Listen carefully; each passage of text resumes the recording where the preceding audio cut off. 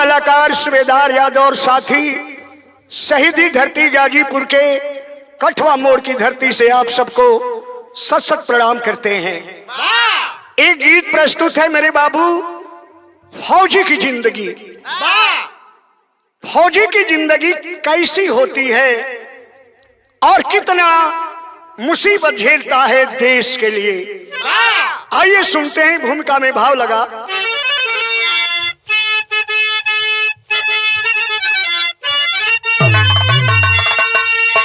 कि भारत की माटी है जन्नत से प्यारी, सदा रक्षा करना हमारा कर्म है। कभी सो न जाना निशा है अंधेरी, करना हिफाजत शहीदी धर्म है। अगर वार पीछे से करता जो कायर, कुत्ता कमीना बहुत बेशर्म है। लड़कर के गर्दन कटाना है नाहर, हकीकत में भारत का पानी गर्म है।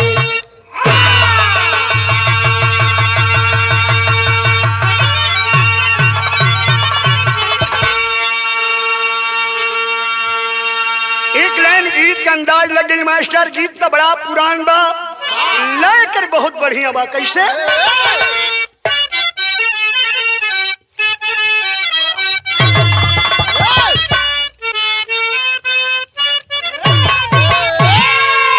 अरे वीर मर कर अमर होता, रोना शहादत पर। बहुत अच्छे।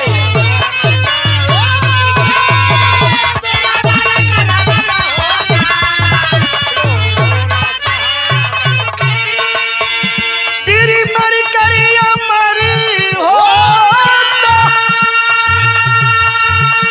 रोना शहादत पर। रोना है तो खूब रो, बिगड़ी अपनी आदत पर।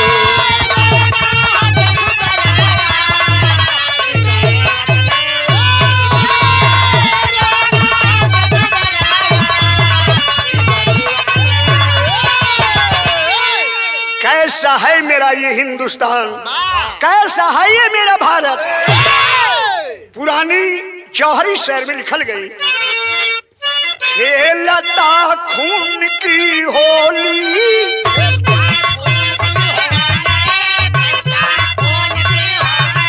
भारत का बच्चा बच्चा,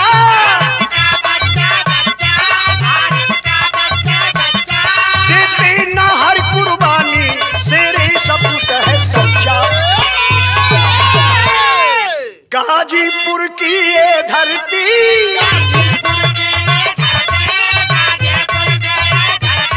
क्रांति की आग उगलती, कच्चाए भले ही गर्दन, शेरों की भांति चलती। ये कहानी कहाँ के बाबू, कैसन कहानी बा? कवि जी लिखत हुन, बुंदेलखंड के अंदर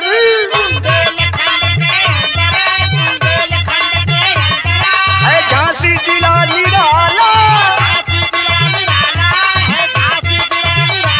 शमशेर सिंह का बेटा है संजय सिंह मतवाला। है बहन मालती छोटी,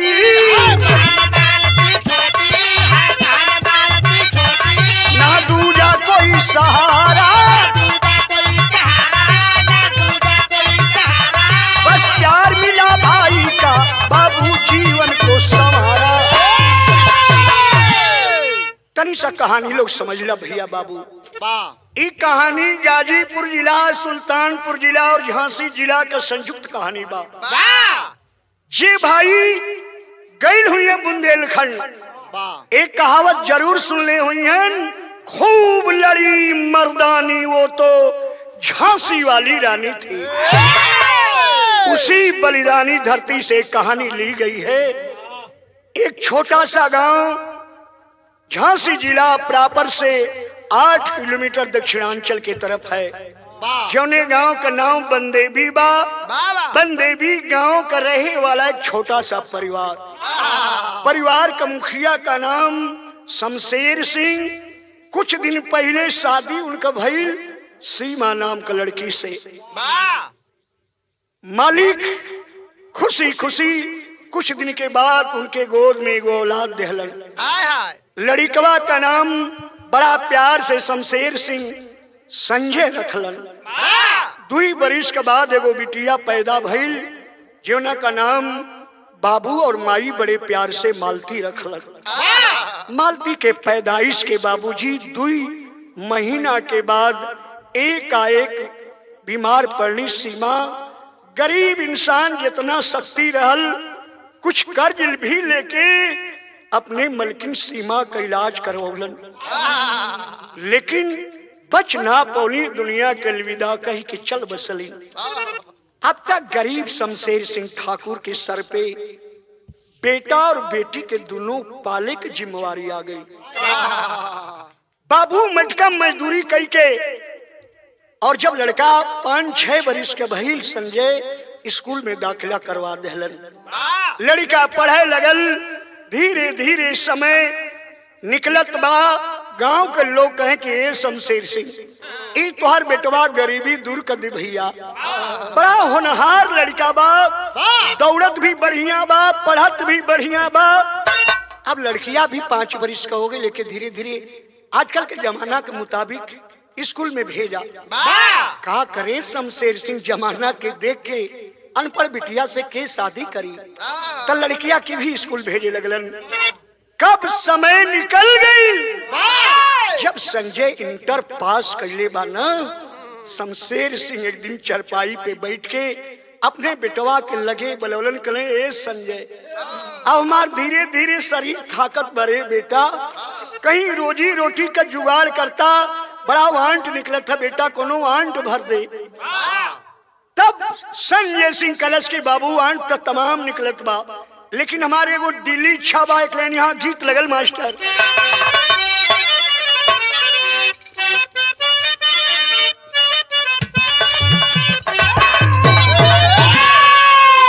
गीत तो बड़ी पुरान बा भैया, लेकिन आजो ताजा जिलेबी ऐसा मत ताजगी बा। तनी सब पर्दा बढ़ी मास्टर।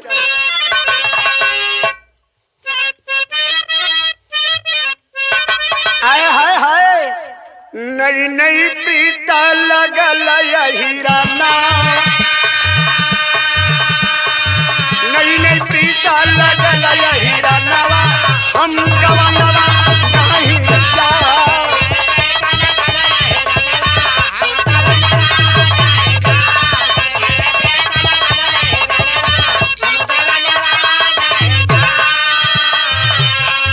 बोला संजय ललनवाना, बोला संजय ललनवाना, बन सीमा के हम जवानवा, बन सीमा के हम जवानवा, बोला संजय ललनवाना।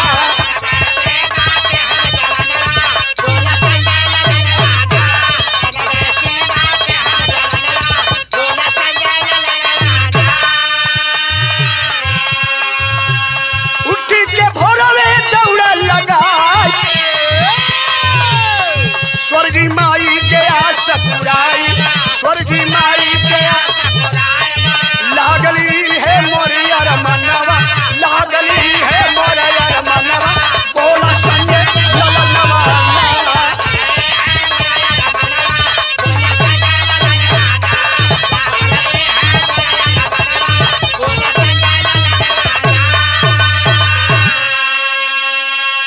दौड़ लगावे लगलन, ट्यूशन भी करे लगलन।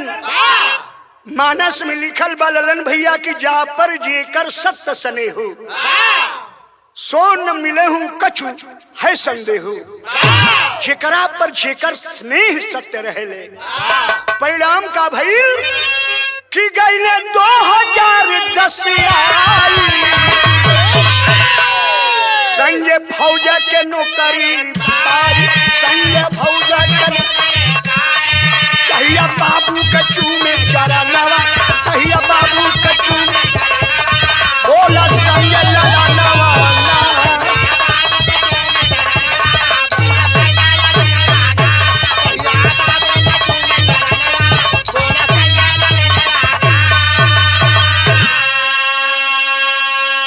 हाय हाय भैया बाबू लो 2010 आइल, फौज का भर्ती खुलल।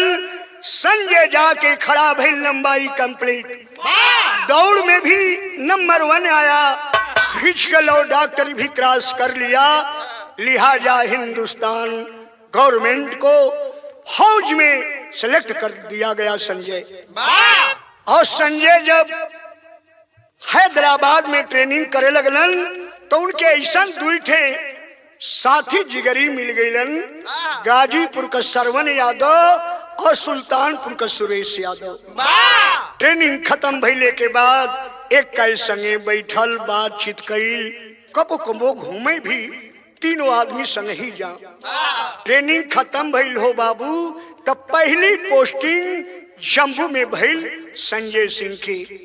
सरवन के भी और सुरेश के भी एक ही बटालियन में। बड़ा मस्ती से ड्यूटी करत हुए।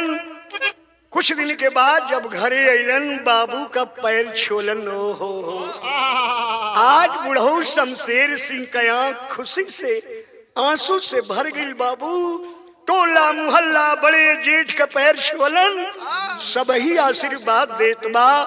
धीरे धीरे छुट्टी आवत हुन, ड्यूटी पर जात हुन। 2015 में मई महीना में छुट्टी लेके आयल हुन। 15 दिन का छुट्टी आये ललन भैया, 14 दिन बीत गई। कल जाए के संजय के ड्यूटी पर। बुढ़ऊ बाबू बलौलन, कलन की लाल एगो सपना तो साकार कर देहला। एक थे और हमरे मन का चिंता बा के उतार देता। माई बहन लोग हमरे देश में नवरात्र का महीना जब आवेला तो बड़ा प्यार से देवी मैया के धार दे के लोग यही गावेला। कवन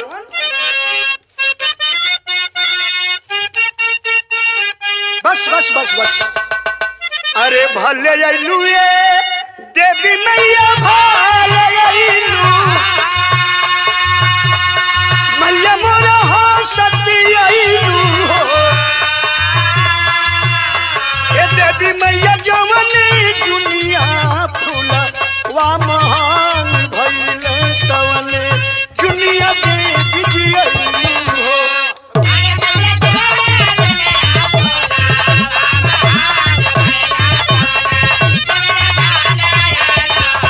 ए देवी मैया जवनी दुनिया फूला।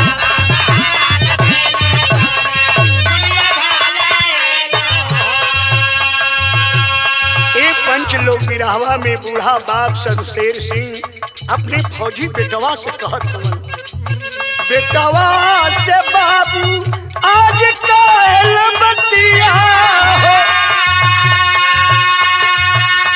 कि चिंता रहे दिन रतिया हो, किया हो बेटा बिटिया का बोझा बढ़िया पारे से उतरी हो जाई हो, किया हो बेटा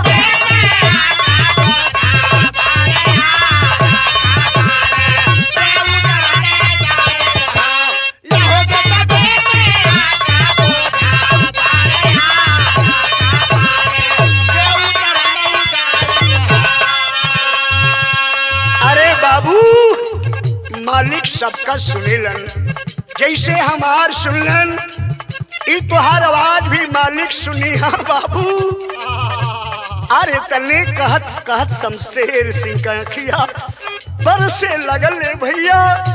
बेटवा अंगोछा से पूछत है ना ना बाबू, तोहार फौजी बेटा जिंदा बा, काहे बदे रोत हुआ।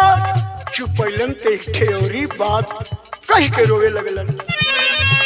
असरा लगला झूमित घर हंसी हंस का किया हो बेटा पूरा कई सपना हमारा विपतिया हमारी उतरी हो जाई हो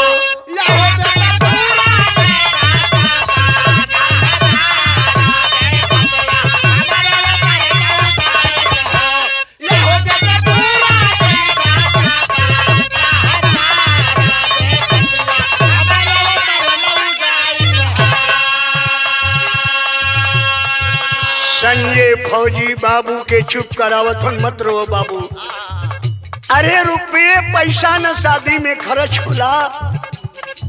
कल हम ड्यूटी पर जाई, आप कहीं बहनी लायक बढ़िया घर वर देख के और रिश्ता तय कर दिया, हमके बता दिया कितना देवे के बाद कितना शादी में खर्च हुई। लोग कहते हैं कि दुनिया में जिसे सच्चा मित्र मिल गया समझो दुनिया का खजाना मिल गया। बाबू जरूर तुहार खास बेटवा हैं, लेकिन दुई ठे तुहार औरी बेटा हवन हमार परम जिगरी मित्र हवन। गाजीपुर का सरवन यादव और सुल्तानपुर का सुरेश यादव। कौनो बहन के शादी में कमी ना हो के देहल जाई, सारा खर्च उठावल जाई। इतने कई के संजय फौजी अपनी ड्यूटी पर चल गए।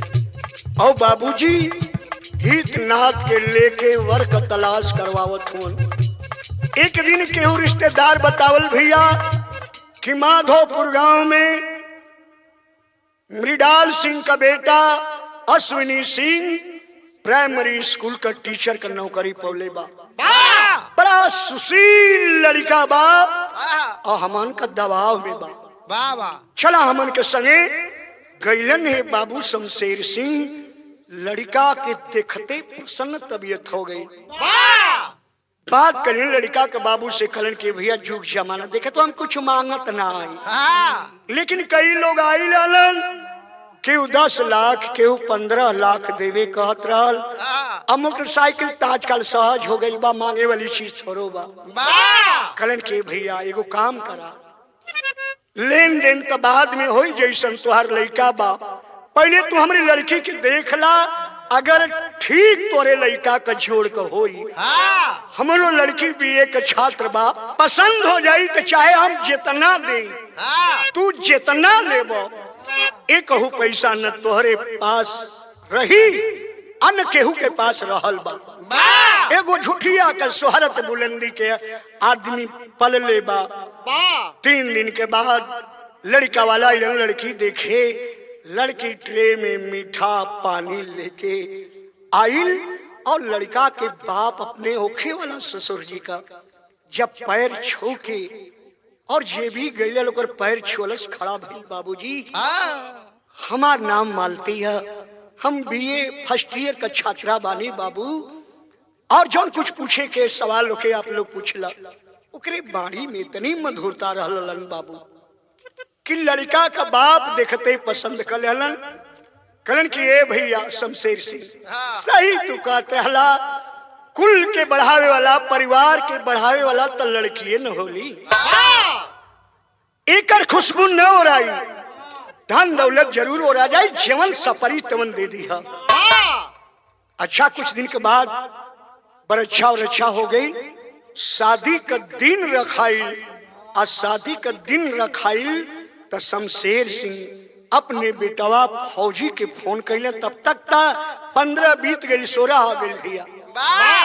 आप फोन कैले बेटवा से बतावत फोन का तर्ज लगल।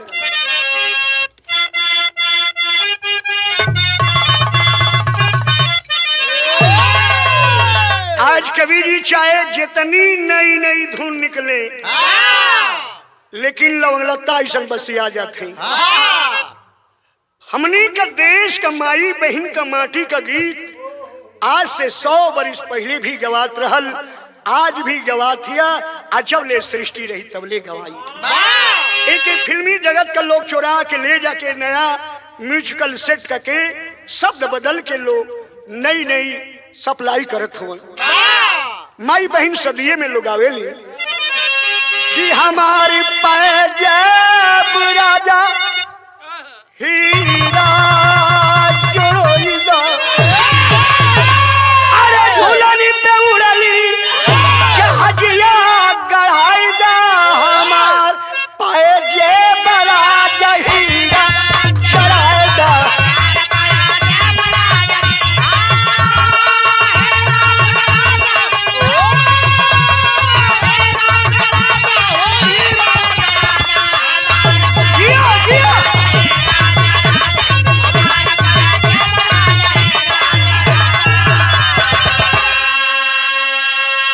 पंचो बुढ़ऊ बाप शमशेर सिंह अपने फौजी बेटा संजय सिंह के फोन कर तुम बेटा संजय कैसे हुआ भैया? कहना पा लगी बाबूजी। कहें जिया जिया भैया मजे में हुआ ना? कहें कि हम बिल्कुल ठीक हैं बाबू। का कहीं सदिया तय भइल? बूढ़ा बाप खुखू खुखू हंसे लगलन फोनवे में। कहलन बेटा मालिक सुन लेलन शादी तय हो गई। बतावत हूं कि पड़ल शादी बेटा। अरे पड़ल शादी बेटा छुट्टी ले आवा।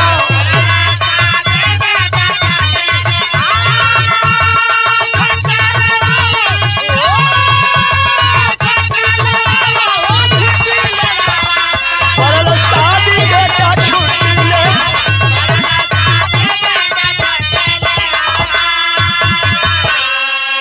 अरे दुनिया करीब जवनिया के निभावा। पड़ल शादी बेटा छुट्टी ले आवा।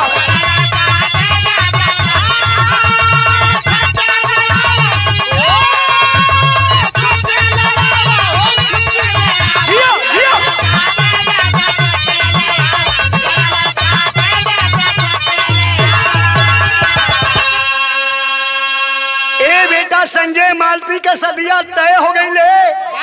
बड़ा भगवान का कृपा बा। बढ़िया घर भी बा, बढ़िया वर भी बा। लड़का प्राइमरी स्कूल का मास्टरी का नौकरी भी पौले बा। कहिया दिनवा रखला बाबू? बाबू बताओ थोन कि 23 नवंबर के सदिया धराई। ओ कैसे बीती बेटा, कैसे बीती बेटा, कैसे बीती बेटा चिंता समाई।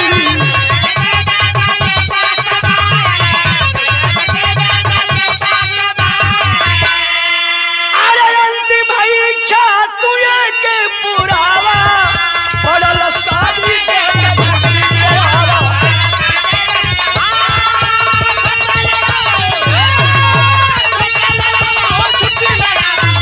जिया जिया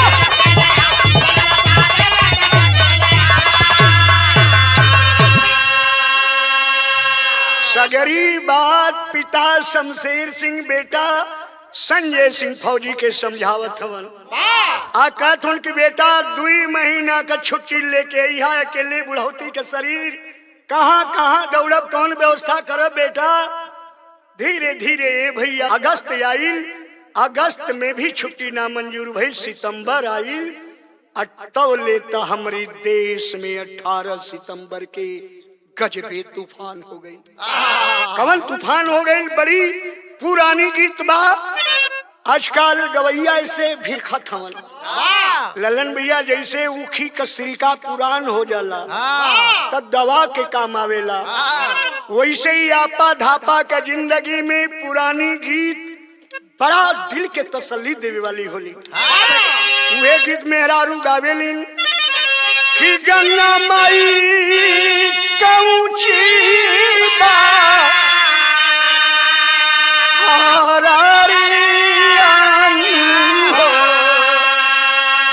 जहाँ बैठे भाता। जय हो जय हो।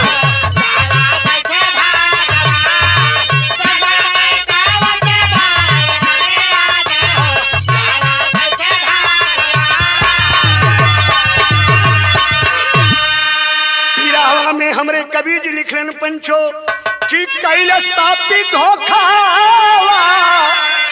कमरी तहिया रोवल हिंदुस्तान। हाय हाय हाय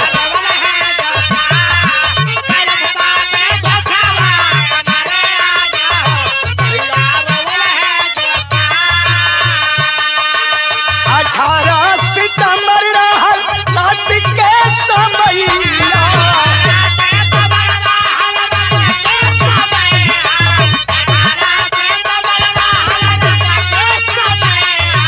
कैलाश बम ब्लास्ट पापी, अरे कैलाश बम ब्लास्ट पापी बनी नीरा दैया।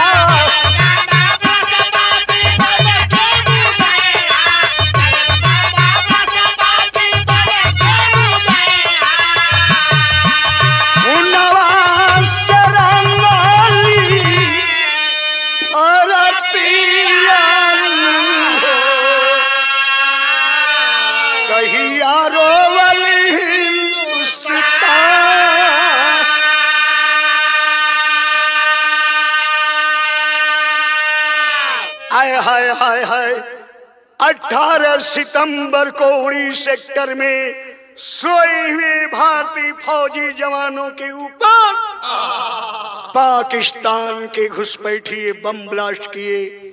सोए हुए हमारे हिंदुस्तान के 20 जवान शहीद हो गए।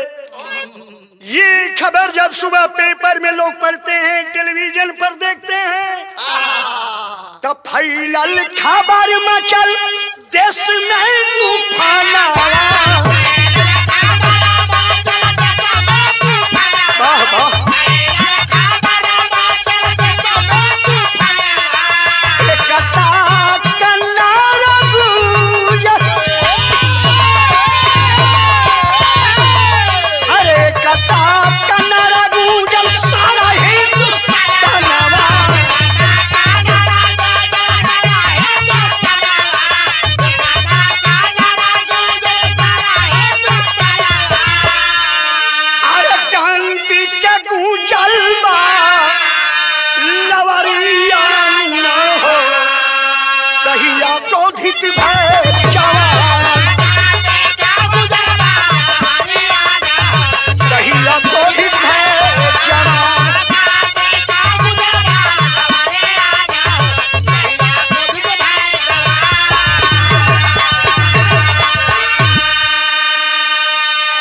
सारे देश में तूफान उठ खड़ा हुआ।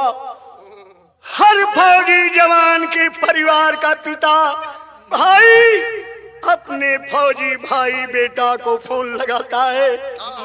जब भी समाचार शमशेर सिंह बूढ़ा बाबन देवी गांव का सुनना है, अब अपने बेटवा संजय सिंह के फोन लगौलन। हेलो, हाँ बाबूजी प्रणाम।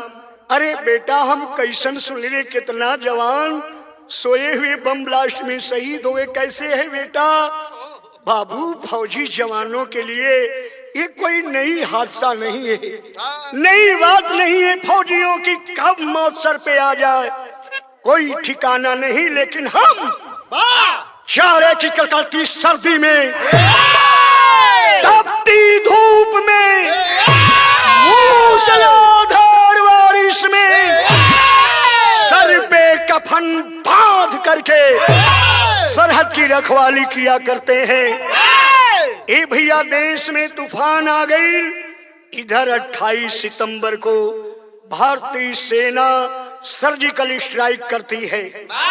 पाकिस्तान में घुस के 40 आतंकवादियों को मारकर उनके ठिकानों को नेस्तनाबूद करके और सकुशल अपने वतन में लौट आए। बड़ा साबसी हिंदुस्तान देहलस। और मोदी साहब, पर्रिकर साहब ए वाहवाही के लुटे लगलन कि हम लोग ने कितना महान काम किया है। तब देश के लोग कहलन करे भैया सर्जिकल स्ट्राइक लो कैला, बढ़िया कैला, लेकिन आए दिन जवान शहीद तो होते ही हैं।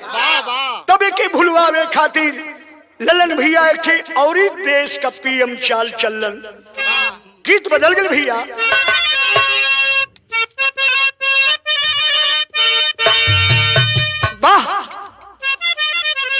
8 नवंबर 8 बजे की समैया रे बाबू 8 की समय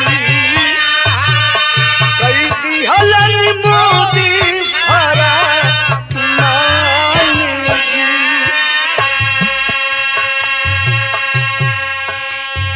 8 नवंबर 2016 8 बजे रात्रि को हिंदुस्तान का प्रधानमंत्री नरेंद्र मोदी ऐलान कर दिए 500,000 नहीं चली है वाताना चली हिंदुस्तान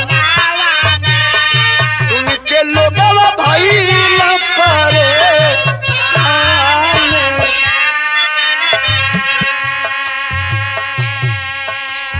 हिंदुस्तान के मेरे भाई बहनों कल 9 नवंबर है।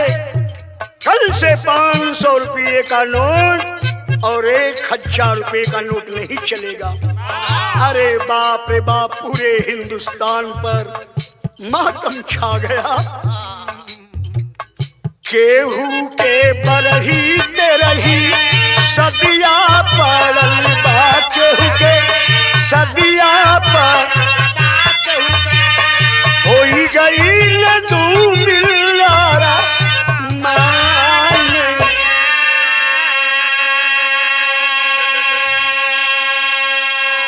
लोग अपना में बतियाओ थोने भैया का हो गई हो लड़का हमार भर्ती बाग आज ओकर ऑपरेशन करे का डेट बा पैसा बा लेकिन 500 1,000 का नोट चलबे नहीं करी। अब हमार लड़का मर जाई केहू के घरे शादी है केहू के घरे तेरही है सब ही परेशान बा लाइन में लगल बा नोट जमा करे में। हमरे देश का मेहरारू जौन चुरा पचरा के बुढ़िया नहीं 500,000 रुपया का नोट लोग रखले रहली छाती पीट पीट के रोत की अरे मोदिया का कैले रे। अब हमन के थतिये माटी हो गई। अब का होगा बूढ़ा बाप शमशेर सिंह जब इस समाचार को सुना पैरों तले जमीन खिसक गई। बेटे को फोन लगाए कारे संजय अब का हुई।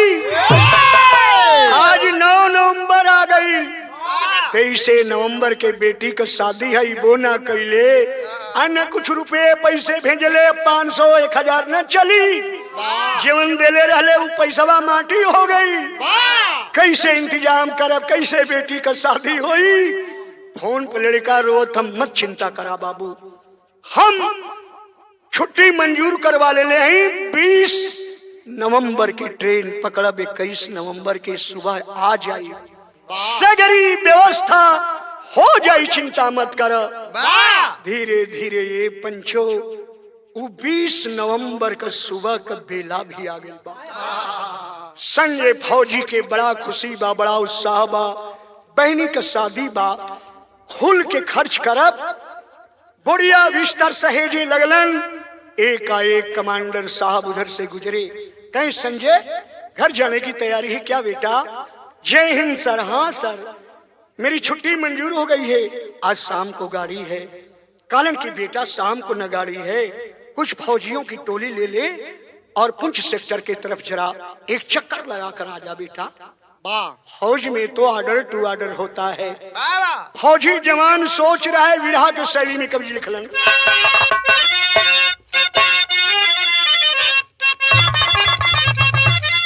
ये भैया घन चक्कर में फौलादी पड़ गया। अरे एक और मातृभूमि एक और बहिनी की साथ सोच रहा है मालिक या मैं क्या सुन गया। 2 दिन बाद बहन की शादी है बूढ़ा बाप इस आफत की बेला में कैसे अपने को संभालेंगे। 2 राजस्थान के फौजी जवानों को लिया एक गाजीपुर का सरवण यादव को लिया एक सुल्तानपुर के संजय यादव को लिया हथियार उठाए और पुंछ सेक्टर की तरफ चल दिए। एक लाइन यहाँ गीत लग गई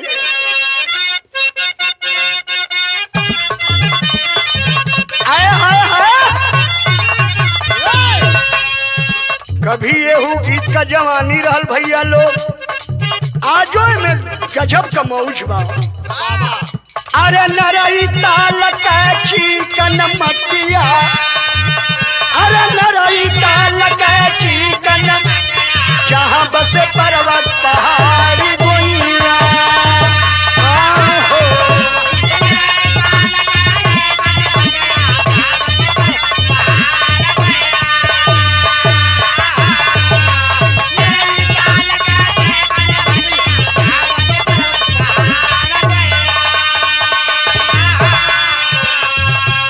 सीमा पे ड्यूटी करेला जवानवा, अरे सीमा पे ड्यूटी करेला जवानवा, दिलवा में उठे तूफान मितवा।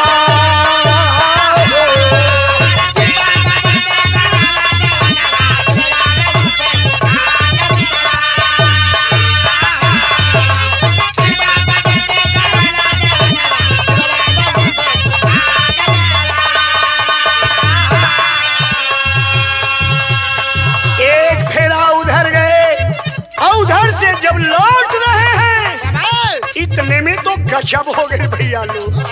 अरे झाड़ी से गोली चलावे बेईमान, अरे झाड़ी से गोली चलावे लड़े सरहदी शान मितवा।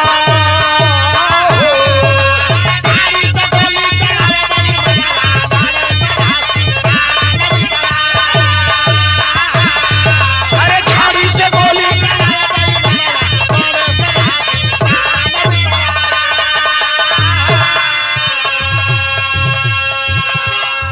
20 नवंबर 12 बजे दिन में गश्त लगाते जवानों पर झाड़ियों से छिप करके आतंकवादी गोली चलाने लगे। राजस्थान के 2 बहादुर फौजी तो ऐन मौके पर शहीद हो गए। झांसी जिला का बंदेवी गांव का बेटा संजय सिंह को भी गोली लगी। सरवन फौजी गाजीपुर वाला और संजय फौजी सुल्तानपुर वाला मित्र की कांधे पर उठा करके शरीर को चल दिए अपने फौजी कैंप के तरफ। लेकिन एक ही बात संजय फौजी कह रहा है, सरवन भैया अब हम बचब ना, हमारे मित्र हुआ तो एक मित्रता का फर्ज अदा कर दिया। अब हम कुछ देर के मेहमान हैं। नहीं संजय नहीं मरेगा, हम लोग बचाएंगे। नहीं भैया लग रहा है कि आखिरी समय है। एक बात धीरे धीरे स्वर में रो रहा है, कह रहा है कि सरवनी की गोदिया में संजय जवान हो, रोई कहीं बची ना पर नवाई मिता। आखिरी अरज हमारी साहब से बताई दिया, लसिया न जाए मोर भावना मिता। 23 नवंबर बाटे अरे बहिनी का शादिया हो, ताकत होई ढूर ढूर नयन मिता। दोस्त वाला फर्जी आज दोस्त तू चुकाई दीहा, इहे बाटे आखिरी मांगना मिता। भैया साहब से कह देना मेरी बहन की शादी 23 नवंबर को है, शादी बीत जाएगी तब हमारी लाश को भेजेंगे। और इतना कहते ही आखिरी सांस भी टूट गई। मित्र की लाश को उठाकर रोते हुए गाजीपुर का सरवन यादव मित्र, सुल्तानपुर का संजय फौजी मित्र लेकर कैंप में आते हैं। चारों तरफ खबर गई, कमांडेंट सेना के बड़े बड़े साहब अधिकारी लोग आए और सारी बात श्रवण यादव संजय कहता है, साहब एक प्रार्थना है, मित्र के नाते मित्र की इच्छा थी कि 23 नवंबर को बहन की शादी है। अगर पहले लाश चली गई घर तो बहन की शादी रुक जाएगी, बूढ़ा बाप रो रो मर जाएंगे। साहब से कह देना कि 23 नवंबर के बाद ही मेरी लाश घर भेजेंगे। लेकिन ए भैया ए पंचो, फौज में तो एक नियम है, मालती की आज हरदी शुरू होने वाली है और तब तक झांसी के डीएम और पुलिस अधीक्षक को खबर आती है कि बंदेवी गांव में शमशेर सिंह को खबर कर दिया जाए, उनका बेटा देश पर शहीद हो गया।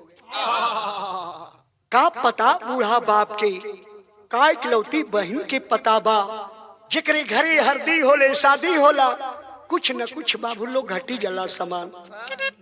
आज 3 बजे 3 का समय बाहो, शमशेर सिंह कुछ सामान लेवे बदे सड़क पर एगो किराना दुकान बा गईलन, समनवा लेके ही चलन दुकनिया से, तब तक उनके सामने 2 उत्तर प्रदेश पुलिस के जवान मोटरसाइकिल पर आकर के रोक दिए। दादा ए भैया ई बंदेवी गाँव का? कल के हाँ भैया लोग ये बंदेवी गाँव का बात बा के करे घर जाए के बा?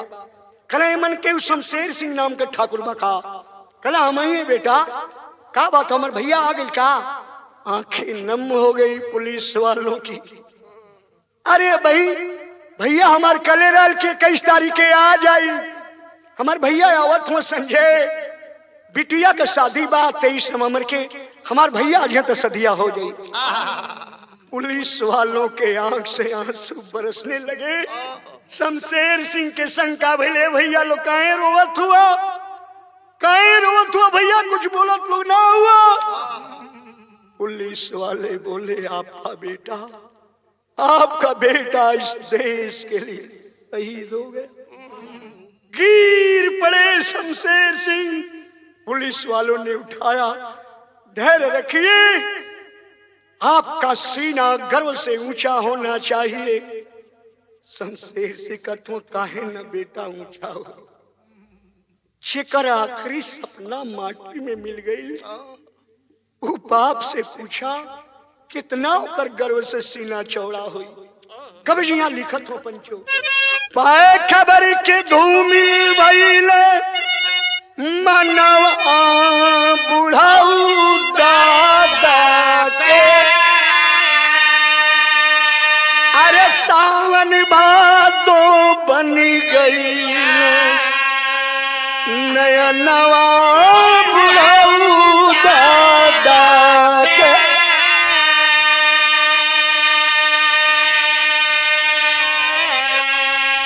पुलिस वाला तो चल गई लेकिन दादा शमशेर सिंह रोते बिलखते घर आ रहे हैं। गौवा के लोग जब देखलन कि शमशेर सिंह गईलन तो ठीक रहन, का हो गई का भइल भैया शमशेर? बोलत नहीं हवन, मनवा में सोचत हवन कि पागल मनवा मानत नहीं है, अरे कैसे के मनाई हो बेटी मोरा भागिन बारी, कैसे के समझाई हो। एक कवर खाई एक कवर दिखे कुआला बुढ़ाऊ दादा, अरे कैसे बाजी सहनाई अंगना बुढ़ाऊ दादा के।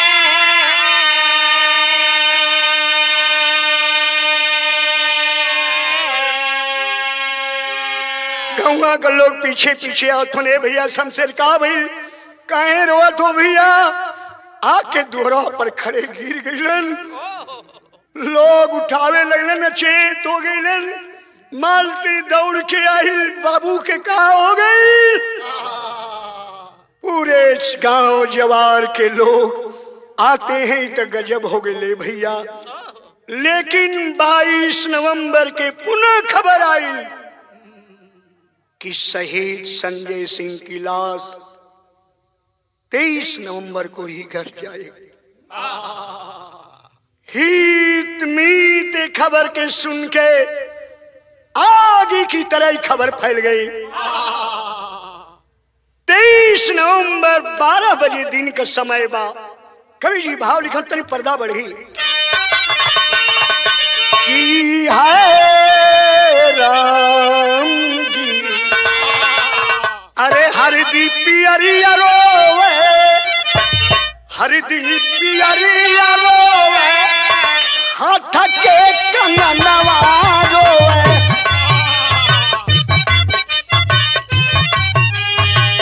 रोवत बाटे घरवा के साजियो सिंगार,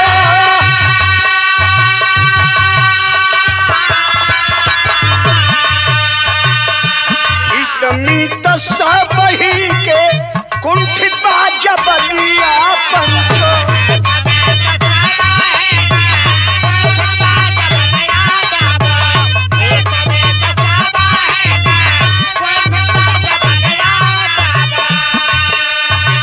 छूटल बा दुआरावा पर गौआ हो जावा,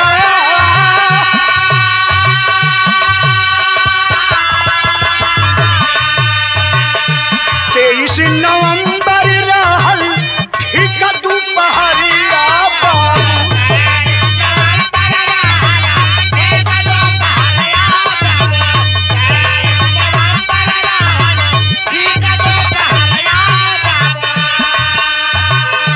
तुअरे तलाश भेजी भारत सरकार,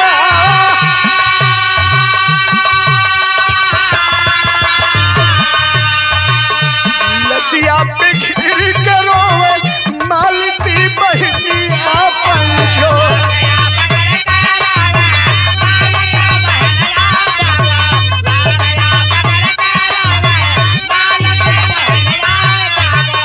भाई बिना कैसे दी बहनी तोहार,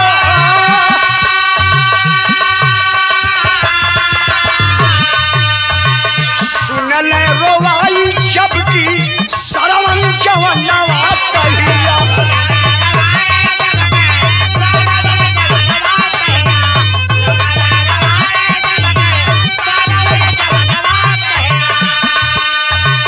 बहिनी के गोदिया आयत ही बा,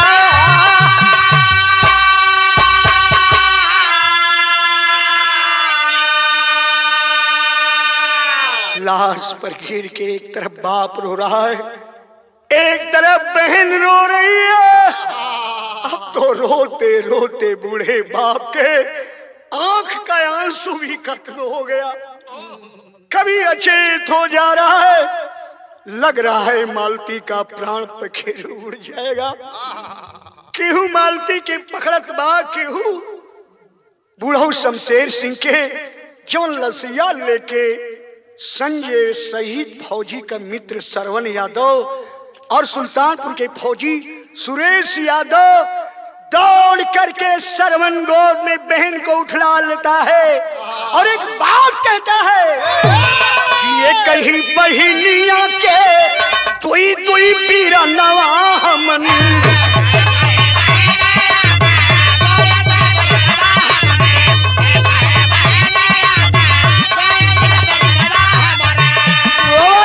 बहिनी करब सपना सका,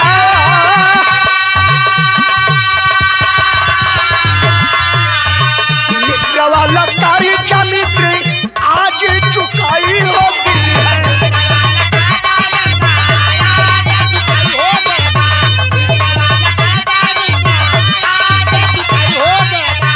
वो जानी बाबू दिन दिन बेटावा तोहार,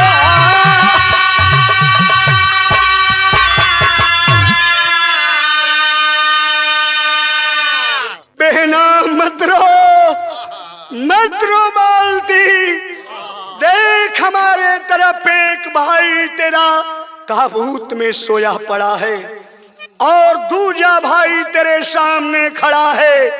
कसम भारत माता की, संजय जो रस्म अदा करता, आज ये तेरे दो भाई संजय और सरवन इस रस्म को अदा करेंगे। सरवन चुप करा रहा है, मत रो मेरी बहन बाबू, एक ठे बेटवा तुहार शहीद भइल भाई, दुई ठे बेटवा जिंदा हुवन। कुछ लोग कहलन कि नहीं शाम को शादी है, एक काम कीजिए कि लाश का संस्कार हो जाए। नहीं, पहले बहन की शादी होगी, फिर कल सुबह मेरे दोस्त की लाश की विदाई होगी। उस महफिल में जहां सदिया तय रहे माधोपुर, वहां लड़का का बाप भी आयल हुन, 2-4-10 लोग भी आयल हुन। लड़का का बाप बोला शादी नहीं होगी, अब शकुन हो गया। सरवन फौजी दौड़ करके नटाई पकड़ कर उठा लिया, कहा साला कुत्ता कमीना, देश पे शहादत देना, अगर अब शकुन है तो बोल, इसे बड़ा शकुन क्या होगा। इतिहास में मेरे मित्र का नाम अमर हो गया, तेरा बेटा जिंदगी भर नौकरी करेगा, दौलत कमाएगा, लेकिन इतिहास के पन्नों में न तेरा नाम दर्ज होगा और न तेरे बेटे का होगा। भाग जा साला। मेरा भाई मनोज यादव इसी झांसी कोतवाली में उत्तर प्रदेश पुलिस के पद पर तैनात है, अभी मैं बुलाऊंगा, अभी शादी होगी। काना फूसी होके लगल कि भैया एकरे वर्दिया पर तो सरवन यादव लिखल बा, ठाकुर का बेटी का शादी अहिर के लड़का से हुई का। सुन गया, कहा कि हाँ भैया, आज कोई ठाकुर मर्द है तो अपने बेटे को लाओ और हम वादा करते हैं जो मांगोगे वो दूंगा, लेकिन मेरी बहन से शादी कर ले। लोग खिसके लगलन, कहा कि अरे बुज़दिलों, हिंदुस्तान के पीएम थे पंडित जवाहरलाल नेहरू, उनकी बिटिया इंदिरा फिरोज से प्रेम कर ली, शादी हुई कि नहीं? कौन बिरादरी से काटा? मुलायम सिंह यादव धरती पुत्र नेता का बेटा, अखिलेश यादव ठाकुर की बेटी डिम्पल से शादी किया, तब तो कोई नहीं बोला। लोग ताली बजाने लगे, शाबाश, ऐसा होता है फौजी। फोन लगाया मनोज, हेलो मनोज, मैं सरवन बोला हूं, तेरा बड़ा भाई। भैया प्रणाम, कहाँ हुआ भैया? अपने मित्र की लाश, क्या तुम्हें सूचना नहीं मिली? कहा हाँ सूचना मिली, लेकिन मैं नहीं समझा कि आप आए हो। जल्दी जल्दी बंदे भी गांव में आओ, जितनी जल्दी हो सके आओ। झांसी कोतवाली से 2-4 मित्रों को लेकर मनोज आया, कहा कि एक भाई था भरत, जो राम को वनवास हो जाने पर भगवान राम के पैर का खड़ाऊं 14 बरस अयोध्या के सिंहासन पर रख करके और भगवान का सौंपा हुआ राज चलाया। बोल, एक भाई बड़ा तुझसे कुछ मांगने जा रहा है। कहा भैया कलेजा निकाल दूंगा, बोलो तो सही। कहा कि मेरे भाई मित्र की लाश को साक्षी मान करके और मेरे मित्र की बहन मालती के मांग में सिंदूरदान कर। पारे पुलिस का जवान, अपने बड़े भाई को देवता मानता हूं, मौत को गले लगा लूंगा, ये क्या चीज है? सिंदूर उठाया और मालती के मांग में छोड़ दिया। कहा या जीवन कसम खाता हूं, जब तक जिंदा रहूंगा मालती को कभी तकलीफ नहीं होने दूंगा। तालियों की गड़गड़ाहट उठी, सुबेरा हुआ, गजब न हो गई भैया। इनमें तो कबीर जी का कलम कांप उठल। आखिरी कड़ी,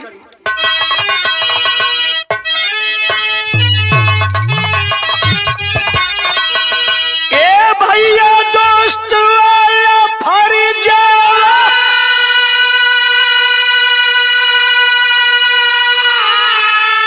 अब निभाई दिहले, बहिनी मालती का सदिया करा दिहले।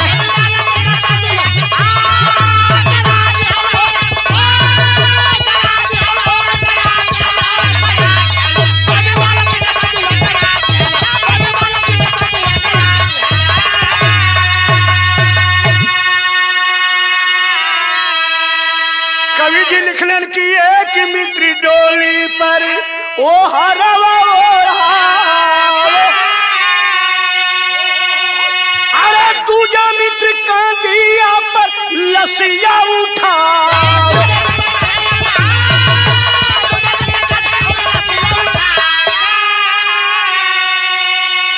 अरे फौजी का जीवन दरसा दिहले बहिन मालती का सदिया रचा दिहले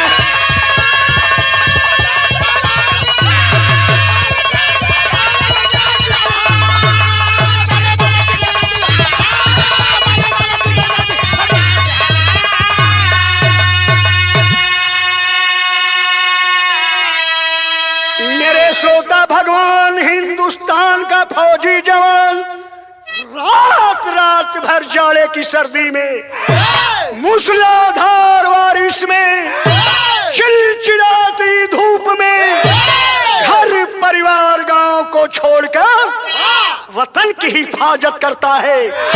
तो इस देश के सेठ साहूकार मंत्री मंत्री चैन की नींद सोते हैं।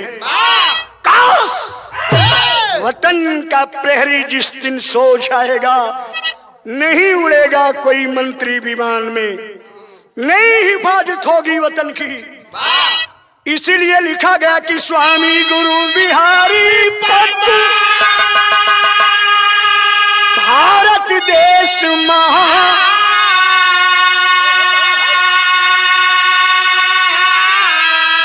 कुटु परसी धन देश के ए भैया फौजी हुए शान।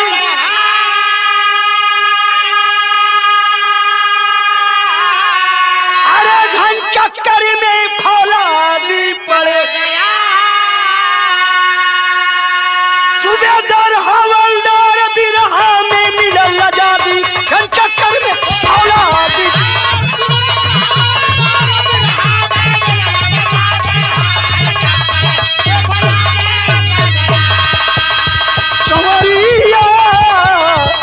भोले बाबा जोगिया